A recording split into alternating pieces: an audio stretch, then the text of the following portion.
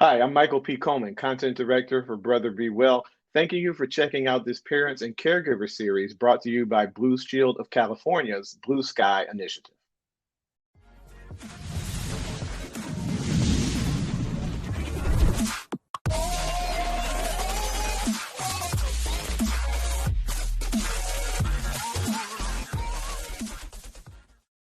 As COVID-19 shifts from the pandemic stage to the endemic one. At the time of this production, we're about 2 years into this global pandemic, but it's shifting to an endemic phase. And many of us might be initially, at least, reluctant to go to an emergency room or to a hospital in general for a situation that we may believe that we can manage on our own. Unfortunately, a lot of people still think that a mental health crisis rather, can be managed by ourselves or prayed away. We've talked about that on the Brother Be Well Mhm. platform. What would you say to one of those people, Cherie, that might be, certainly in need of a psychiatric ER and interventions from medical professionals, mental health professionals, but they're afraid to take that step and go into the hospital or be checked into a hospital? Right, well, I'll say 2 things. If you or your loved one has a mental illness, then you should have a plan. That plan should include in plain sight, contact phone numbers for your psychiatrist and your primary care provider, a list of medications that you're taking, and with that list of medications, which medications to take when your mood has changed or something has differed. Are there medications that you're prescribed to take as needed when you notice that your symptoms are changing? So it is safe to try the things using the tools that you already have first. If you are beyond that point, or as I previously mentioned, where you're causing harm to yourself or others, it's absolutely time to seek care to de escalate your acute mental illness episode. So it's important to go and get the care that you need. As I mentioned before, because we have a gap in this area, no matter where you live, oftentimes it shows up as a family member, either, like I said, causing harm to themselves or others. You call 911 and a police officer shows up.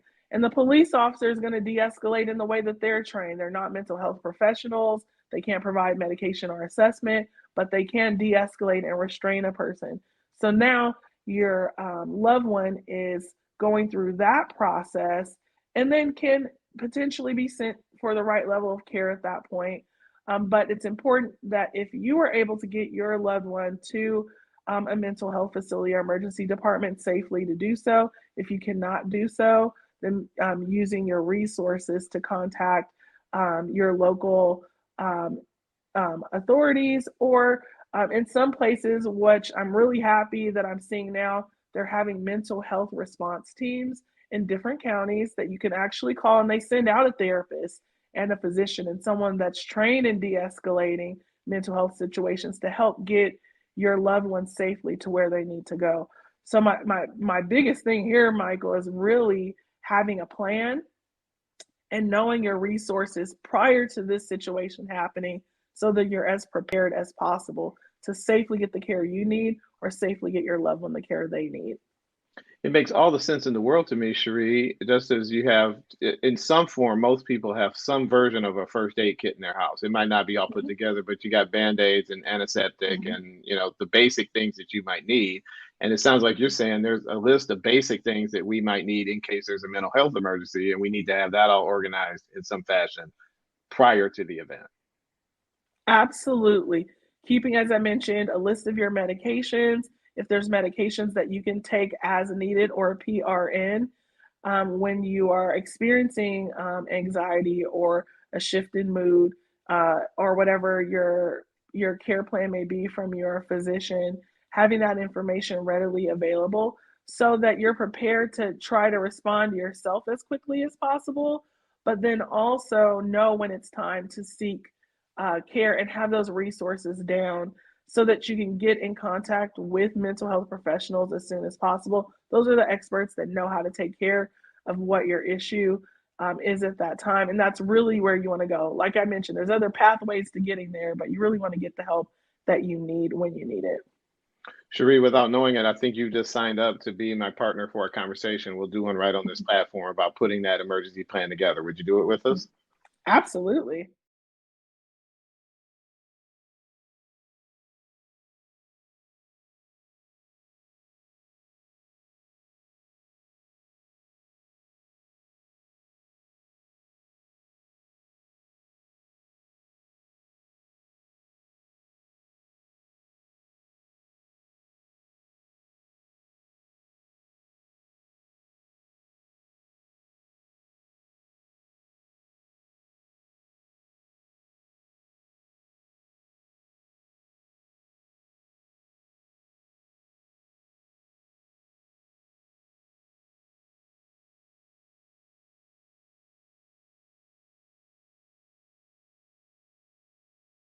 For this conversation, let's touch on 911. Most of us know about that number. We learned it in this country as little kids, a lot of us, and that's the primary number that we call during an emergency. Can I confirm or can you correct me on whether or not that's the right three-digit number to call if there's a psychiatric emergency? So 911 is a number to call if there's any type of emergency. Whether it's physical health, mental health, fire, whatever may be happening, it's still a viable number. They have dispatchers that can listen to the situation and dispatch the right folks. So we're going to get your fire department, your ambulance, your local police, whoever needs to respond based on the current situation. So that's always a go-to number that you absolutely can use. 988 is the National Suicide Prevention Hotline. That specifically is for someone that is looking to harm themselves. They may be suicidal, meaning that they want to die or want to kill themselves. They may have a plan and they may have the equipment or modality there available to do so. So the folks at the National Suicide Hotline are trained in helping you figure out what it is that may be contributing to those feelings, and then also to help get you to the right level of care. So 988 gets you directly to, once again, mental health providers that are trained with what you are going through. If you're at a level where you're able to talk to someone or text with someone to discuss the situation, if you're beyond that and you're acutely at risk, then you want to call 911 or go to the closest emergency department to where you are. So appreciate that, Cherie. And for the benefit of those that are listening on an audio podcast of this conversation, 911, any emergency.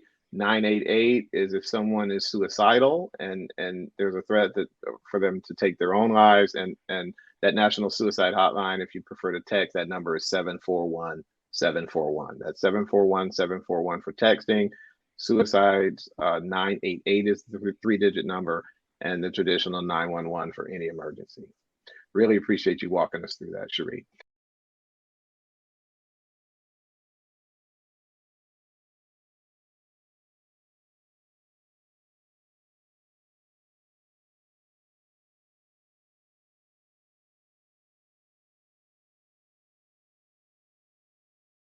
We're talking about both inpatient and outpatient psychiatric care as a part of our Parents and Caregivers series of videos. But as we wrap up this conversation on psychiatric ERs, I'm wondering, we don't often have a former psychiatric nurse on this platform. So I'm wondering, do you have any other information about emergency rooms roles in a mental health crisis for the Brother Be Well family? Anything else you'd like to impart before we take off? Yeah, I just want to remind everyone that the goal is always to de-escalate, stabilize, and find resources for yourself or your loved one. And the best way to advocate for that is to have all of your information ahead of time as much as you can so that you're providing the appropriate history to help the healthcare team help you. The more information that we have, the better equipped we are to provide the right type of service and also to make sure that we set you up with resources outside of the event, right? Resources to help you with your everyday mental illness, as well as ways to hopefully prevent these acute episodes for those times that it's appropriate. So just make sure that you have a mental health plan. The goal is always to get with mental health providers in a mental health setting to provide the best level of care. As I previously mentioned, to recap, you can get de-escalation from a regular emergency department. That may include law enforcement, as I mentioned, that are not specifically trained in mental health, but trained in de-escalation and providing a safe environment to get you to the next level of care. Just understand all the resources that are available to you and have a plan so that you get the best, safest response in the event that you need emergency psychiatric care. Because it's absolutely not the kind of situation that you want to arise and you're not prepared and you haven't thought about it in advance. Absolutely.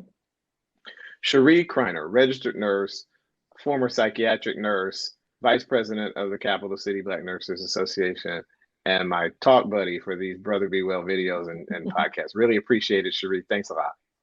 Thank you so much for having me again.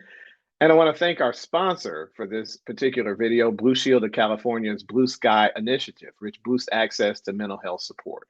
You can learn all about that fantastic program at bluesky.blueshieldca.com. That's bluesky.blueshieldca.com. Another website that I'll tell you about, brotherbewell.com. If you enjoyed this video, if you learned something today, check out our website, brotherbewell.com. Videos just like this one, audio podcasts, compelling print pieces, stories of resilience and strength and recovery that are going to help you on your way to being well. So check it all out at brotherbewell.com. We're a membership supported service. So if you can join us as a member, that's fantastic. If you'd like to start out a little more slowly, give us your email address. You'll have access to our blog that's perfectly free, and 2 or 3 times a week as videos like this one go live, you'll get notifications about those in your email box. So that's all at brotherbewell.com.